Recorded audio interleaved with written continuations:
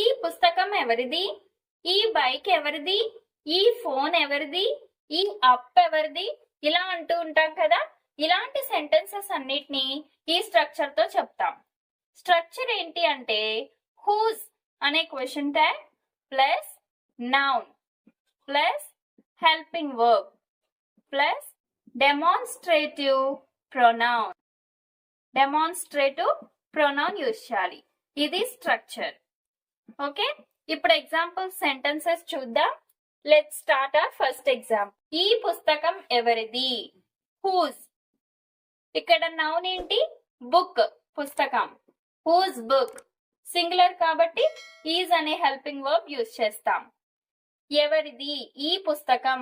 ఇక్కడ దిస్ అనేది demonstrative pronoun. Whose book is this. ఈ బైక్ ఎవరిది, whose bike is this. Whose bike is this. ఈ phone ఎవరిది, whose mobile is this.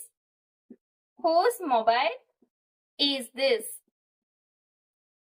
Next, ఈ అప్ ఎవరిది, అప్పునేమంటాం, డెట్ అంటాం. Whose debt is this. ఇలా చెప్పాలి. ఈ తప్పు ఎవరిది, హూజ్ మిస్టేక్ ఈజ్ దిస్. ఇలా చెప్పాలి.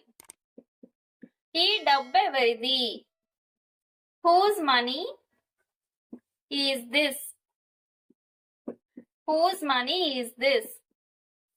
ఈ చొక్కా ఎవరిది, whose shirt. Whose shirt is this. ఈ ఆలోచన ఎవరిది, ఆలోచనని థాట్ అంటాం కదా. Whose thought is this. ఇలా చెప్పాలి. ఈ నిర్ణయం ఎవరిది అనే దాన్ని ఇంగ్లీష్ లో ఏమంటారో కమెంట్ సెక్షన్ లో కమెంట్ చేయండి. వీడియో నచ్చితే లైక్ చేయండి, షేర్ చేయండి, సబ్స్క్రైబ్ చేసుకోండి. Thank you.